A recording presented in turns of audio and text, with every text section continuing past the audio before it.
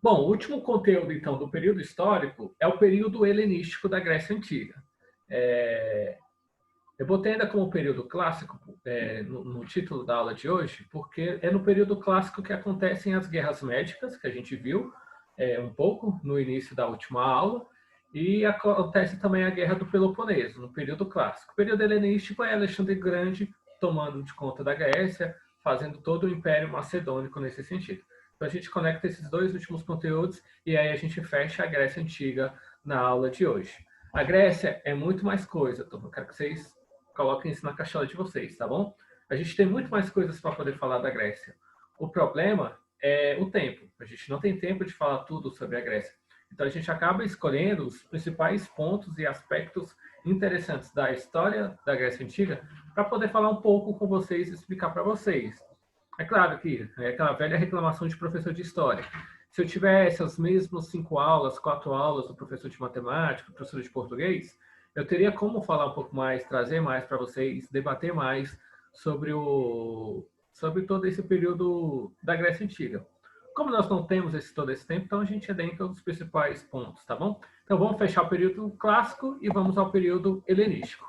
Lembrando então, o período clássico é marcado pela consolidação das cidades-estados gregas. E a gente viu os casos de Atenas e o caso de Esparta, principalmente. Em Atenas, a gente vai ver o surgimento da democracia, né? Todo aquele sistema político voltado para a filosofia, para as artes, né? para o exercício pleno de uma política.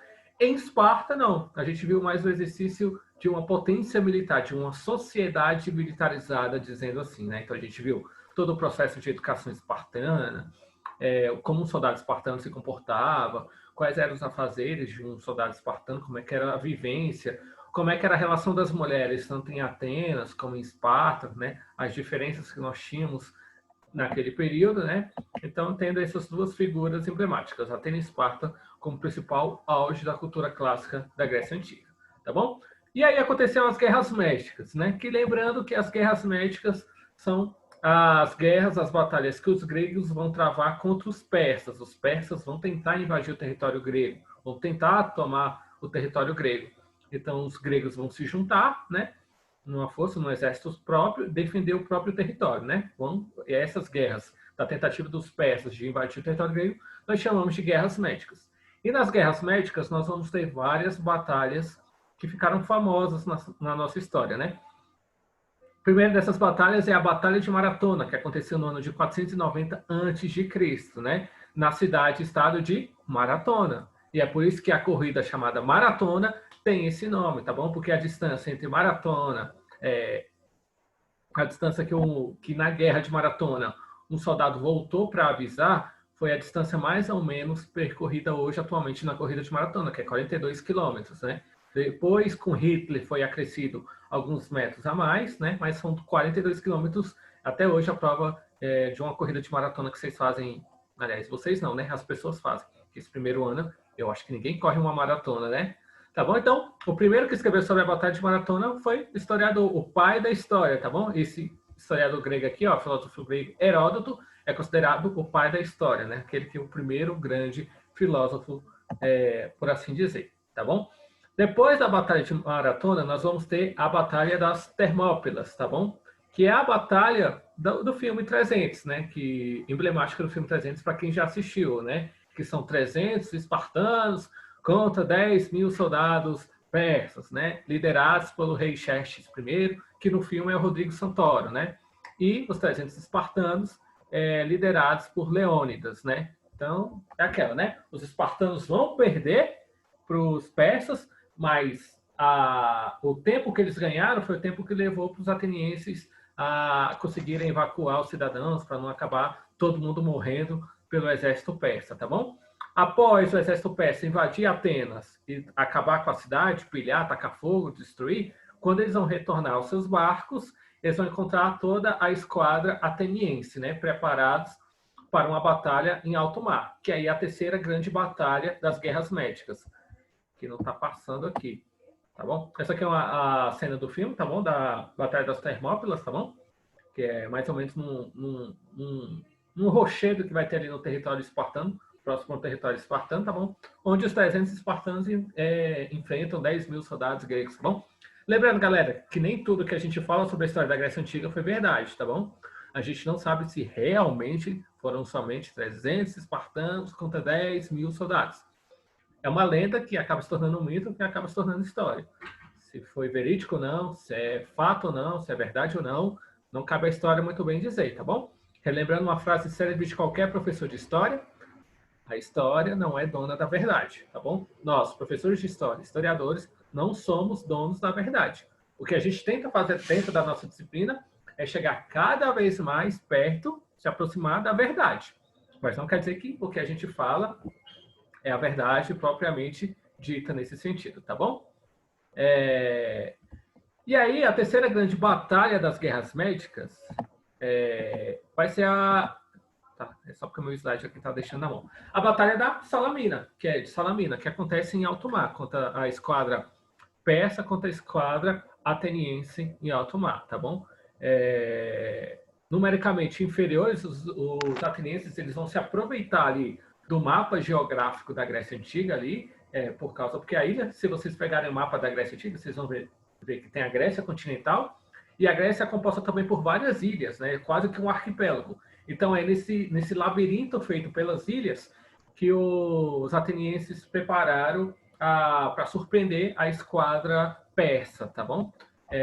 E no decorrer dessas guerras, então, para se juntar contra os persas, a Atenas vai dar início a uma confederação, uma liga de aliados, a chamada Confederação de Delos ou a Liga de Delos, né? Que era uma aliança defensiva que reunia as ilhas do Mar Egeu e as polis da Ásia Menor, ou seja, as cidades-estados do território continental e das ilhas gregas, né? Essa aliança tinha o objetivo de expulsar os persas do território grego e prevenir novos ataques. Então, é você mais ou menos reunir todas as cidades gregas, todas as cidades-estados gregas, em meio que um governo único, um governo próprio. Então, você meio que conseguir concentrar o exército como uma coisa só, como uma liderança só e tudo mais. Então, a União Grega vai surtir efeito e os persas eles vão ser derrotados. Em 448 anos antes de Cristo, né, ou seja, século V antes de Cristo, os persas eles vão assinar o Tratado de Susa, né, em que se comprometiam a não atacar novamente a Grécia naquele contexto.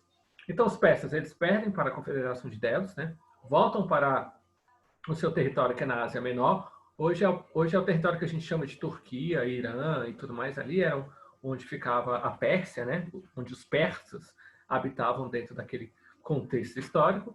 E os gregos continuaram dominando seu território ali, reunindo bonitinho dentro da Grécia Antiga, né?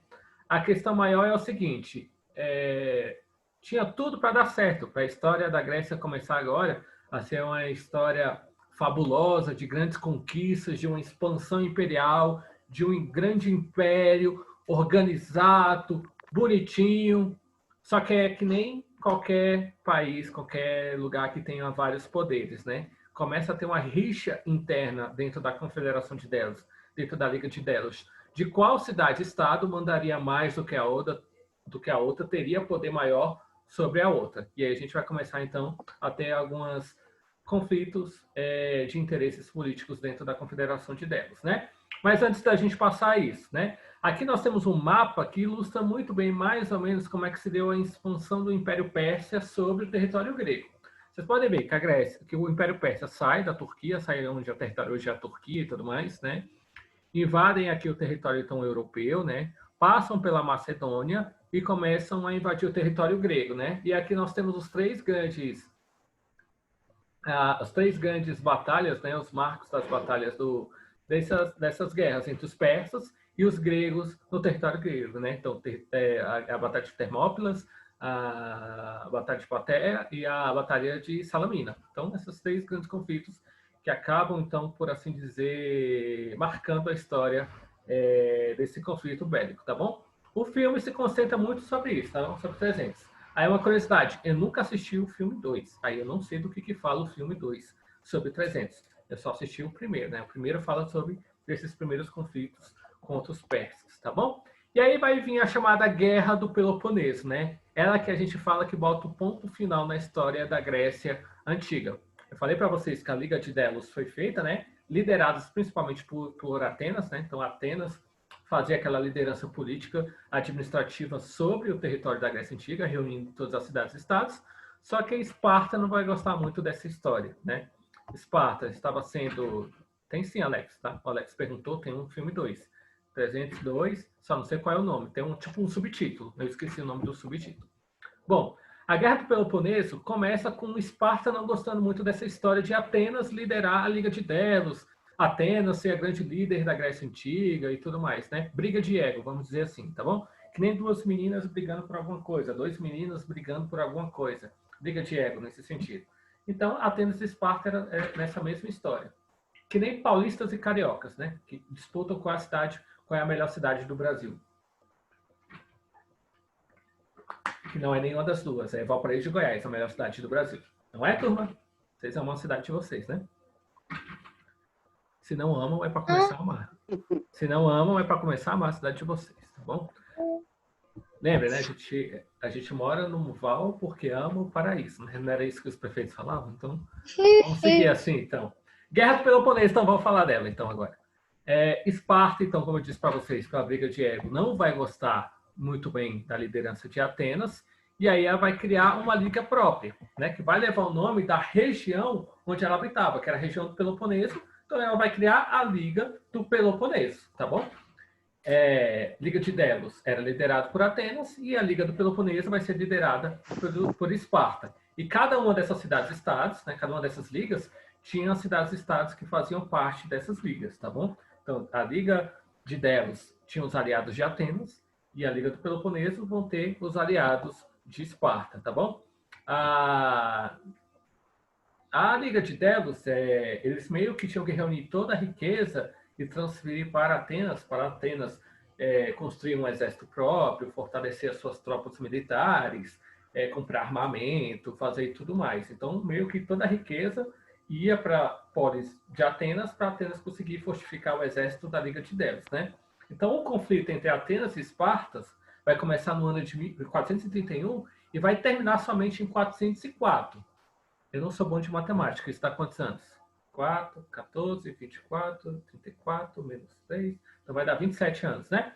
27 anos de conflito entre Esparta e Atenas, ou entre a Liga de Delos e a Liga do Peloponeso, né? O que vai acontecer? A guerra passou por várias fases e vai terminar com a derrota de Atenas, né? E a imposição da supremacia espartana sobre as demais polis gregas. Então a Liga do Peloponeso ganha esse conflito, né? A Guerra do Peloponeso.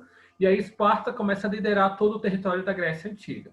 Só que o que vai acontecer? Menos de um ano depois, Atenas e outras cidades-estado gregas, né, que perderam a Guerra do Peloponeso, vão se rebelar contra Esparta. Vão iniciar um período de lutas dentro do território da Grécia Antiga, que vai enfraquecer como um todo o país, né, a Grécia. Né? Vai enfraquecer as cidades-estados e politicamente eles vão ficar muito frágeis. O que acontece quando um país fica muito frágil? Alguém sabe me dizer? Quando um país fica com um exército frágil, o que acontece? Ele é o quê? Ele entra em crise, mas ele acontece o quê? Ele é dominado, isso mesmo, ele é invadido. E quem é que vai invadir a Grécia Antiga? Não são mais os persas, e sim um povo que habitava o norte da Grécia Antiga. A gente está falando então da Macedônia, tá? Debilitada, a Grécia não pôde evitar o domínio de uma nova potência que surgia ao norte, a Macedônia. Esse país que hoje a gente pouco fala dele, né? Vocês já ouviram falar da Macedônia na vida de vocês? Ele é um país até hoje, a Macedônia. Assim como a Grécia, já um país falar até hoje. Globo Repórter. Isso, assim, é um país assim como a Grécia Antiga, que habitou ao mesmo período, só que não tivemos uma herança cultural tão grande dos macedônios. Quem nasce na Macedônia é o quê? Macedônio? Macedônico? Macedão. Sei lá o que é. Enfim, os habitantes da Macedônia, vamos dizer assim. Não ficou uma herança cultural deles até os dias atuais. Logo, a gente não fala muito da Macedônia, né? Politicamente é um país quase que irrelevante nesse sentido, né? Mas, lá no contexto da invasão da Grécia Antiga, eles vão ter a sua importância, por assim dizer. Só para ilustrar, então, a Guerra do Peloponeso, de verde, aqui no mapa da Grécia Antiga, nós temos Esparta e seus aliados. De verde. De laranjado, meio, sei lá o que, salmão, é Atenas e seus aliados na Guerra do Peloponeso. E de roxo são os territórios neutros, que não escolheram nem lado A nem lado B, ficaram em cima do muro, né? Então a Guerra do Peloponeso envolveu essas duas alianças. Numericamente, vocês podem ver que Atenas era superior, né? Porque conquistou vários territórios, eram aliados a Atenas. Só que Esparta era, como a gente sabe muito bem, era bastante habilidosa nesse sentido de militar, do exército, né? Então, por isso que vai se sobressair a Liga do Peloponeso sobre a Liga de Delos, tá bom? Então, terminando essa guerra, a Grécia Antiga vai estar fragilizada, os macedônicos vão chegar e vão dominar todo o território. Começando, então, o último período da história da Grécia Antiga, conhecido como período helenístico. Ué, professor, a gente está falando da Macedônia e ainda é história da Grécia Antiga? É, porque é um período da história que os macedônicos estão dentro do território da Grécia Antiga. Estão conquistando, absorvendo a cultura grega que eles vão levar para outros lugares do mundo. Então, querendo ou não, faz parte da história da Grécia Antiga, tá bom? Nesse Peraí, período... professor, deixa eu perguntar um negócio. Pergunta. Essa última guerra do Peloponeso aí, quem ganhou mesmo? Esparta, a Liga do Peloponeso ganhou. Só Peraí. que aí, vamos lá. Porque, Guerra tipo do assim, Peloponeso. eles ganharam a primeira vez, né? Isso. Ainda a segunda vez também ganharam. Não, da segunda, o que vai acontecer? A Atenas vai se rebelar. Vai se rebelar e vai começar a entrar em conflito de novo. Essa segunda vez não tem um fim. O que é o fim? É a Macedônia chegando, invadindo e conquistando todo mundo, tá bom? Porque eles vão estar fragilizados e com um exército fraco. Tanto a Liga do Peloponeso como a Liga de Delos. E aí vai chegar os macedônicos e vão aproveitar, invadir e conquistar todo o território. E aí começa a última parte da nossa história, período helenístico, né? Porque as polis gregas elas vão estar enfraquecidas por causa dessas guerras internas e vão ser conquistadas pelos macedônicos. O rei da Macedônia naquele período de conquista era Alexandre Magno, conhecido popularmente como Alexandre o Grande. Já ouviram falar sobre ele, né? Então, Alexandre Grande era o conquistador da Macedônia, conquista o território da Grécia Antiga, tá bom? Ele vai expandir a cultura greco-macedônica, que é chamada cultura helenística, do Egito à Índia e vai fundar Alexandria no Egito, que se tornou a capital da ciência na época. Então foi um grande imperador que, diferente de outros, ele não chegou, tacou fogo, destruiu e caiu fora. Não, ele vai absorver a cultura grega e vai levar essa cultura grega e espalhar por outras regiões no mundo afora, junto com a cultura dos próprios macedônios. Aqui nós temos uma representação, então, de Alexandre o Grande, Alexandre Magno, tá bom? Tem várias histórias sobre ele, até histórias particulares sobre ele, que não vem ao caso a gente comentar em história, tá bom? Mas é um dos maiores conquistadores da nossa história, Alexandre o Grande. Só que a história da Macedônia não começa com Alexandre o Grande, começa com Filipe II. Filipe II, que no século IV vai se tornar o monarca, né, o rei da Macedônia, e vai começar esse processo de expansão territorial, né? Eles falavam uma língua bem similar ao dos gregos e tinham como base econômica a agricultura como qualquer cultura daquele período, né? Então, o que eles faziam? O rei da Macedônia ele vai organizar o seu exército e vai iniciar um processo de expansão territorial e conquista de áreas ricas em jazidas de ouro e prata, né? Com a morte de Filipe II no ano de 338 a.C., né, o seu filho Alexandre o Grande, ou Alexandre Magno, vai assumir o poder e dar continuidade à política expansionista do pai. Pausa aqui importante. O tutor de Alexandre Magno, filho de Filipe II, que vai ser o grande conquistador do Império Macedônico, é um dos filósofos que a gente, em filosofia, vai começar a estudar. Aristóteles. Aristóteles era o filósofo que era tutor, ou seja, professor de Alexandre Magno. Então, é Aristóteles que vai ensinar o que é política, vai ensinar tudo para Alexandre o Grande, que ele vai se tornar esse grande conquistador. Por isso que ele vai ter esse apego à ciência também, porque quando, em vez de ele só destruir, ser um grande conquistador, assim, que só conquista, ele também vai ser um conquistador ligado muito para a área de ciência e cultura dos locais, graças à educação que Aristóteles proporcionou a Alexandre Magno. Então é por isso que, em vez de destruir, ele absorve um pouco da cultura e leva essa cultura, então, pelo mundo afora, tá bom? Então, em 11 anos, os exércitos conquistaram a Pérsia, o Egito, a Síria, a Mesopotâmia e chegar ao rio Indo, na Índia. Então, a Macedônia vai se tornar o centro do maior império formado até então, estendendo-se da Grécia até a Índia. Eu tenho um mapa aqui, deixa eu ver se ele aparece agora para vocês. Isso aqui é uma estátua, né, que faz referência a Alexandre Magno, tá bom? Aqui o mapa. O mapa do Império Macedônico. Podem ver, a Macedônia e a Grécia tá bem aqui no canto esquerdo do nosso mapa. Tá vendo? Grécia, Macedônia, né? O Império Macedônico é tudo isso aqui de amarelo. É onde ele vai conquistar. Todo esse território aqui de amarelo é um território conquistado por Alexandre, pelo Império Macedônico, vamos dizer assim, tá bom? Sendo que alguns territórios são aliados, né? Além de ter os territórios conquistados, tem os territórios aliados, que são esses aqui de vermelho, roxo, sei lá o quê, tá bom? E alguns pequenos partes que se tornaram ainda independentes em relação à Macedônia. Então, a Macedônia se tornou esse grande império, o responsável pelo fim da civilização grega naquele sentido, tá bom? O helenismo, para fechar nossa aula de história de hoje, né? Alexandre ele vai utilizar de estratégias para segurar a estabilidade dos territórios conquistados. O que ele fazia? Ele não, como eu disse para vocês, ele não encerra, ele não taca fogo, pilha, pega, prende as pessoas nos territórios que ele conquistava. Pelo contrário, ele vai chegar nos lugares, vai tomar, né, vai conquistar, mas ele vai respeitar muito a cultura e a religião local. Então, por isso que em alguns lugares, né, ele era bastante respeitado até. Ele era um conquistador, mas era respeitado. Até porque alguns territórios eram domínios do Império Persa. Então, Alexandre Magno, em alguns lugares do mundo, foi considerado um grande libertador, na verdade, que tirou eles da tirania do Império Persa, que dominava os povos para escravizar, e Alexandre não. Alexandre chegava e trazia a cultura grega e respeitava a religião local daqueles lugares, né? Então, ele vai investir na construção de cidades e centros culturais com o objetivo de difundir a cultura e o modo de vida dos gregos, tanto que uma cidade muito famosa é a cidade de Alexandria, no norte do Egito, que Alexandre vai fundar, que lá até então, segundo a história, foi criada a maior biblioteca que nós tivemos conhecimento na vida, tá bom?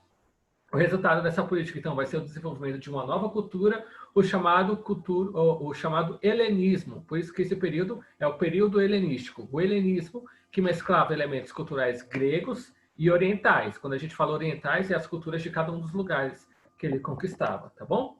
Só que o Império Macedônico não vai sobreviver à morte de Alexandre, em 323 anos antes de Cristo, né? A disputa, o poder que era de Alexandre, vai ser disputado por vários generais, o que vai fragmentar e enfraquecer o império como um todo, né? Que vai sucumbir, então, à nova civilização que a gente começa a estudar semana que vem, a civilização romana. Os romanos chegam e tomam de assalto o território, todo o Império Macedônico, alguns séculos depois, tá bom? Aqui tem a representação de Alexandria, como seria Alexandria, criado por Alexandre o Grande, no norte da África. Beleza? Turma, muito obrigado. Lembrando que se tiverem qualquer dúvida, vocês podem me procurar no privado, à tarde, mandar sinal de fumaça, WhatsApp, torpedo, SMS, o que vocês quiserem, para tirar as dúvidas de vocês. Tá bom?